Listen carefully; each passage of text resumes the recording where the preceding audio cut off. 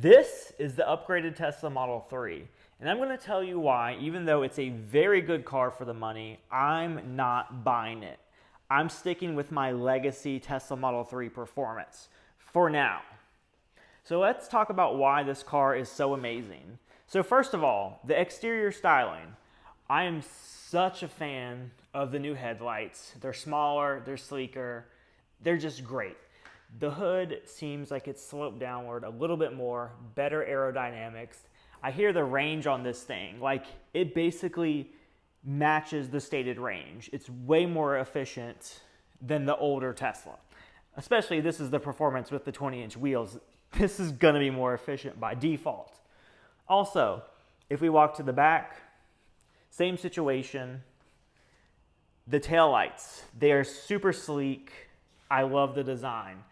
If we open it, it's actually a moving piece. There's nothing down here. If we compare that to this Model 3, it's fixed. Government regulation requires that there has to be a fixed light. So if we go in the interior, which we're going to talk about in just a moment, but if we go in the interior and press the hazards, you can see what Tesla did. They're very genius when it comes to their engineering. So that becomes the hazard and the brake lights when the trunk is open. And if we shut it, you can see it will go off. That's just a beautifully engineered design. That's obviously not a reason to like consider it or buy it, but that's just me. I love that. So let's get inside the Tesla. Let's turn that off. It just feels good in here. I love the accent lighting. If you go into lights, you can really just play with it. You can make it whatever color your heart desires. That's a really cool feature. I love the steering wheel. There's no stalks, so the turn signals are right here. I do find that they're very unforgiving. Like, you have to press them at their correct spot. I love that that is now a camera button. The horn is a solid thing right here. You don't have to press a button for the horn. The wheel feels good. The interior feels good. This is the basic model, so this is nothing fancy. But we do have ventilated seats. Ventilated seats is something we've been asking for a long time. It only used to be on the Model S and X. Now, the base Model 3 has it. This thing right here, so much better than the older Model 3s. If we go back a few years, gosh, do you remember the black piano scratch shiny smudge thingy? Yeah, that's a big upgrade. This is so solid. This is probably one of my favorite features of the new Model 3. This just feels really good. It's really satisfying. The display is better quality. It's more crisp. The bezels are smaller. I was going to show you how auto shift out of park works, but it's charging. I'll demonstrate that in a moment after we check out the back. And another good reason to get this Model 3 over the old one, your passengers now have a rear display. So right there, you can see the rear display. And it's super cool because you can now adjust the HVAC. You can adjust your heated seats. There's no ventilated seats back here. Even though they look perforated, it's just to match the aesthetics of the front. You can control the music. You can watch movies.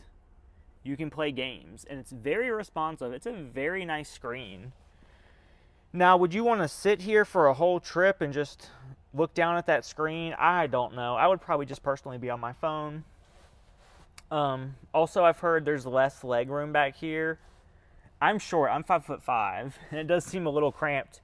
And you also cannot, there's like hardly any room underneath the seat. Like, if you want to like put your feet underneath the driver's seat, I can't do that. If you had the Model Y, that wouldn't be a problem.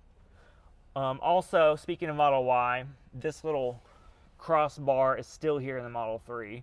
So they didn't approve upon that. It would have been kind of cool if they got rid of that. So, let's unplug this. So this is the base Model 3, the rear wheel drive version. So this one can actually be charged to 100%. So the usable range matches the total range, which is a good benefit. You can use the entire range of the vehicle. Okay, so this has auto shift out of park, which we have to enable it right here. What that means, when we put our foot on the brake, well, it wants us to put our seatbelt on first, and then it will do it. Tap to activate reverse. This is just like the S and X. It knows. So it automatically put on the reverse. You can see it has the new 360-degree view. The garage door is closed. Obviously, we don't want to reverse. Sometimes it will make incorrect decisions. You can change the shifting by doing this. Drive, reverse, neutral, and then park. You can also just take your seatbelt off to put it in the park. I love that feature there. Okay, now, why am I not going to get one of these though? Because this car is amazing. It's very solid. The build quality is so much better than my Model 3 Performance.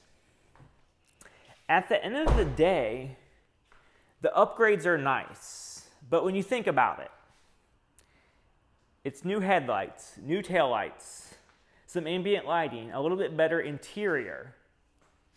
This is still the Model 3 Performance though. This is still way faster, way more fun to drive. I'm waiting to see what Tesla does. Is their new Model 3 Performance going to be a drastic change? If it's just this, with the performance of this, I'm not going to consider it. I've heard some crazy hyped up things about the new Performance. It's supposed to be ludicrous. It could be plaid. It could be tri-motor. There's rumors of it being quicker than the old Model 3 Performance. There's rumors of it having better upgraded styling. I want to see what the new Performance wheels look like. Basically, at this point, it is so hyped up, and it needs to meet those expectations. If it doesn't meet the expectations that the rumors and leaks are making me believe, I'm just going to stick with my current Model 3 Performance. It does 0 to 60 in 3.1 seconds. It still is a good-looking car, despite not having, the updated styling. That will give you a little bit of FOMO not having this. But guess what? Most normal people are not going to be able to tell the difference. So if you're trying to impress the world, they will not be able to tell the difference between these two vehicles. It's like somebody having an iPhone 13 and an iPhone 15. People are not going to care.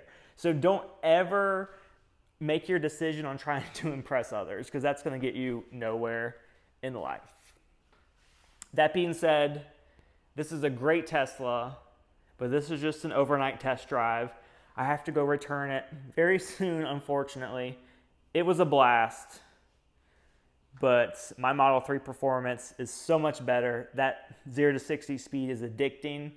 There's no way I could downgrade now. So Tesla, if you're watching this, give me a really good Model 3 Performance with launch controls.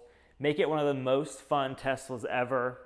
I imagine a mini Model S Plaid. Give me that, and you will have a buyer for sure.